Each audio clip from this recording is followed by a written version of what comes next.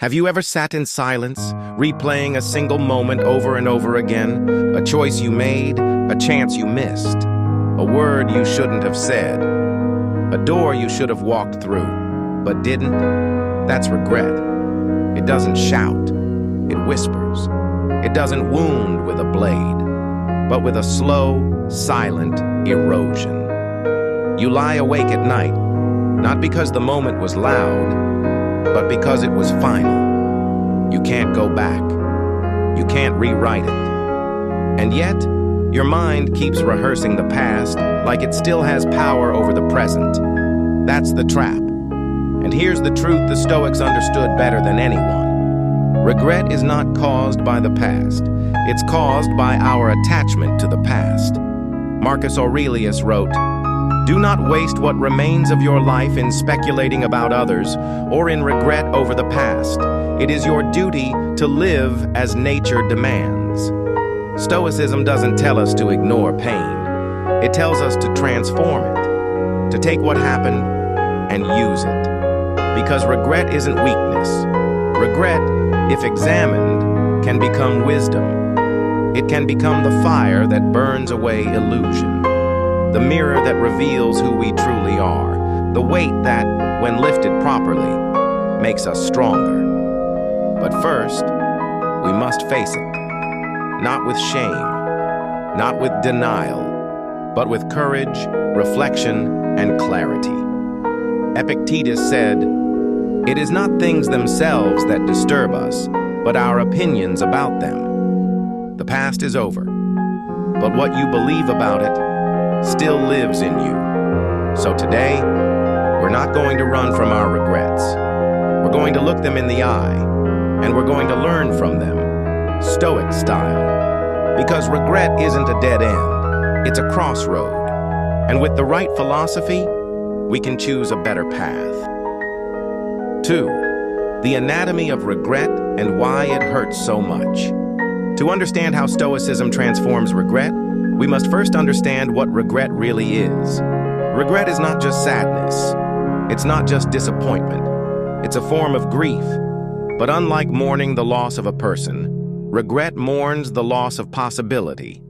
It's the pain of the unlived life. We grieve the person we could have become, had we made a different choice. We grieve the version of ourselves that never got the chance to exist. That's why regret lingers.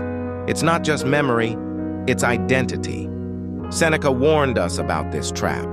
He said, "He who suffers before it is necessary suffers more than is necessary." Regret forces us to suffer twice. Once in the original moment, and then again, each time we replay it. But here's what the Stoics discovered. Regret, like any emotion, only controls us when we resist it, when we fear it, when we let it define our worth. The moment you say, "I should have done better," you place your present self beneath your past. You imprison your current strength in a memory of weakness. But who you are now is not who you were then. The Stoics didn't pretend emotions didn't exist. They acknowledged them, then examined them. They believed every emotion carries a lesson, but only if we engage it with reason. Marcus Aurelius reminds us, if you are pained by external things, it is not they that disturb you, but your own judgment of them, and it is in your power to wipe out that judgment now. You see, regret is pain mixed with imagination. It's the story you tell yourself about how it could have gone, but that story is fiction. Reality happened, and the only power you have now is how you interpret it. The Stoic asks, what is this regret trying to teach me? What part of myself is it exposing? What correction is it calling me toward? Because if you listen, regret becomes direction, not punishment, but purpose. 3. The Stoic process. Transforming regret into inner strength. So how do we transform regret? Not into guilt, not into shame, but into wisdom. The Stoics followed a process. simple, powerful, liberating, and it begins with acceptance. Marcus Aurelius said, "Accept whatever comes to you woven in the pattern of your destiny, for what could more aptly fit your needs?" That includes your mistakes, your missed chances, even the moments you'd rather erase. Why? Because denying them doesn't undo them. It only keeps you at war with the past. Acceptance is not weakness. It's the beginning of power. It says, "This happened. I own it. Now I will grow from it." Once we accept the past, we move to the next Stoic principle, reflection. Reflection is how we extract wisdom from pain. Seneca wrote, "No man was ever wise by chance." Wisdom requires examination. It requires asking uncomfortable questions. Not, "Why did this happen to me?" but, "What can I learn from this?" Not, "How could I be so foolish?" but, "What did that version of me need to learn?" Because here's the truth. You made the decision with the tools you had at the time, and if you didn't know better, then the regret you feel now is proof that you've grown. You see, regret isn't weakness. It's evidence of growth. And the final step in the Stoic process is redirection. This is where reflection becomes movement, where wisdom becomes action. You don't sit in regret forever. You use what you've learned to make better choices today. Epictetus said, "It is impossible for a man to learn what he thinks he already knows." Regret humbles us. It opens our eyes. It reminds us we are always students of life. And once we stop running from our mistakes, we can start building with them. That's the Stoic way. You don't bury your past. You don't rewrite it. You stand upon it and rise. 4. A personal story. When regret became my turning point. Let me tell you a story. There was a time I made a decision that changed everything. Not because it worked, but because it didn't. I took a risk. I followed what felt like the right path, and it collapsed. I lost time. I lost opportunity. I lost faith in myself. At first, I tried to forget it. I drowned myself in distractions, telling myself it wasn't that big of a deal. But the regret kept returning, not loud, but persistent. It whispered, "You could have done more. You should have known better." I felt ashamed, paralyzed, stuck between the person I was and the person I thought I should have been. But then, I opened Meditations, and I read this line from Marcus Aurelius. "When you arise in the morning, think of what a precious privilege it is to be alive, to breathe, to think, to enjoy, to love."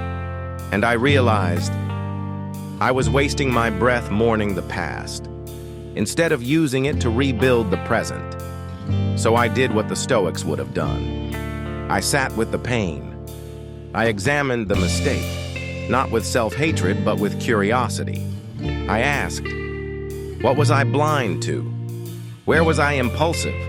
What fear was driving that choice? And slowly, I began to see the lesson, the deeper truth, the gift hidden inside the failure. It wasn't about the opportunity I lost. It was about the clarity I gained. That mistake taught me patience. It taught me to listen, not just react. It taught me to stop chasing validation and start building something real. It was the turning point I didn't want, but the one I needed. Seneca once said, "Difficulties strengthen the mind, as labor does the body."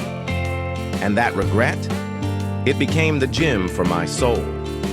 Looking back now, I wouldn't undo it. Because the version of me that stands here today, speaking to you, was forged in the fire of that regret. That's the irony of Stoicism. What once felt like ruin was actually the beginning of resilience. 5. Why Stoics embrace regret as a catalyst, not a curse. Why do the Stoics seem so calm in the face of adversity? Why are they so composed when life doesn't go their way? It's not because they don't feel pain. It's because they understand one truth. Everything, yes, everything, is fuel for virtue. Even regret, especially regret. You see, regret is one of the few emotions that comes with a built-in mirror. It shows you where your principles slipped, where your judgment was cloudy, where your discipline faltered. And for the Stoic, that is sacred ground. Because what you see, you can shape. Marcus Aurelius wrote, "If you are distressed by anything external, the pain is not due to the thing itself, but to your estimate of it. And this you have the power to revoke at any moment." Regret loses its power the moment we stop fearing it and start using it. Think about that. The moment you look at regret and say, "I accept you. I welcome your lesson," it changes form. It becomes a guide. The Stoics believed that every challenge, every mistake, was a tool in the hands of fate, a chisel used by nature to shape your soul. And this is where most people miss the point. They treat regret like a disease, something to hide or numb. But the Stoic treats it like a compass, something to follow inward. Seneca puts it perfectly. "No man is more unhappy than he who never faces adversity, for he is not permitted to prove himself." That's what regret is. An invitation to prove yourself. Not to the world, to yourself. Can you forgive your past? Can you sit with discomfort long enough to learn from it? Can you break the cycle of self-condemnation and choose growth? This is where your inner Stoic is born. Not in the easy seasons, but in the ones where your reflection stings a little. When you see what you did wrong and still choose to rise with honor. That's real strength, because regret isn't the enemy. The real enemy is wasting the lesson. 6. The 3 Stoic tools for mastering regret in daily life. The Stoics didn't just theorize about pain and regret. They built mental tools, frameworks to apply when life stings. Here are 3 Stoic tools you can use to master regret. 1. The view from above. This is a mental exercise practiced by Marcus Aurelius.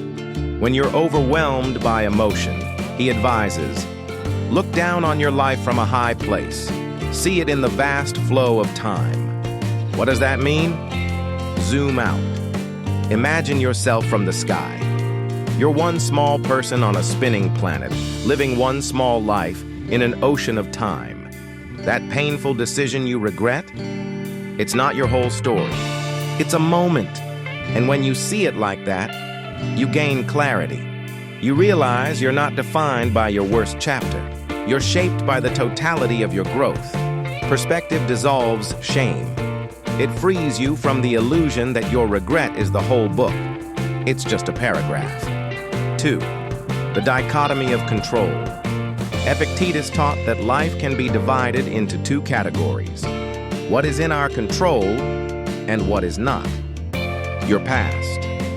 Not in your control, but how you respond to it. That is. He said, some things are up to us, and some are not. Happiness and freedom begin with this understanding. This is the Stoic's shield. Regret loses its sting when you realize, I cannot undo the past, but I can control what it becomes. I can control how I remember it, how I learn from it, how I act moving forward. And that's where freedom lives. 3. Premeditatio malorum, the premeditation of evils. This is the Stoic practice of mentally preparing for the worst before it arrives. But here's the twist. You can use this tool after a mistake too. Ask, if this regret came to strengthen me, how would I see it differently? What if this pain was planted on purpose, for me to grow wiser, faster, deeper? Now you're no longer the victim of regret. You're the sculptor of it. You've turned an accident into architecture.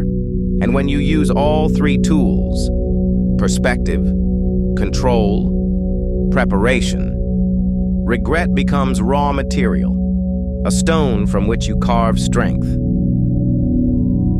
7. Your regret is not your identity. Here's something no one tells you. Your regret is not your identity. It's not a life sentence. It's not a scarlet letter. It's not the sum total of your worth. It's a chapter, a sentence, a comma in your evolving story.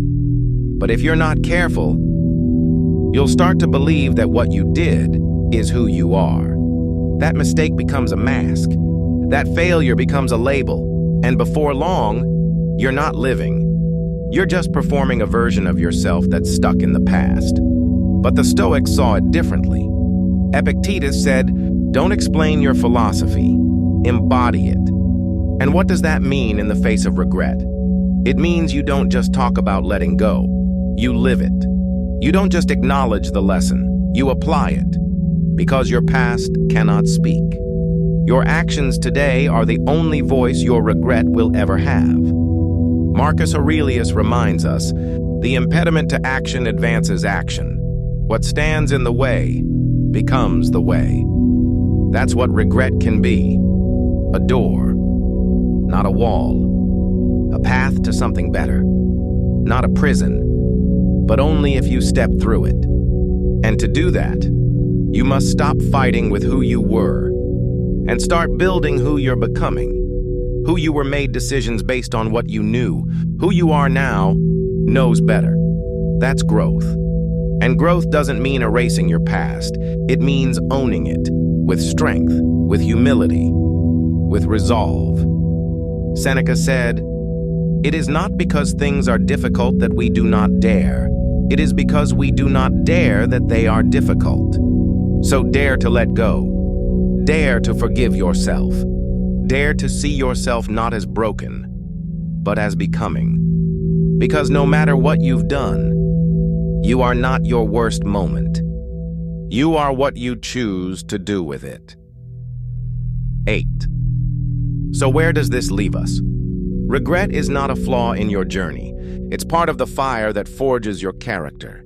It's the bruise that teaches you where to protect, the scar that teaches you how to heal, the silence that teaches you what truly matters.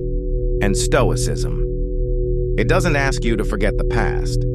It asks you to rise from it, to face it without flinching, to accept it without apology, to transform it into something noble. That is the Stoic way. You are not here to replay your regrets. You are here to redeem them.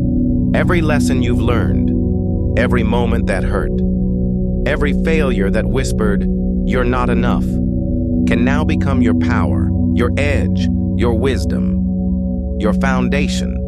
So the next time regret visits your mind, don't run. Don't bury it. Don't fear it. Sit with it. Listen to it. Thank it. And then walk forward, wiser, stronger, lighter. Because you now know what the Stoics knew all along. Regret is not the end. It's the beginning of becoming. If this message spoke to you, share your thoughts in the comments. What regret did you carry? And what wisdom did it leave behind? I read every story, and your voice might help someone else heal too.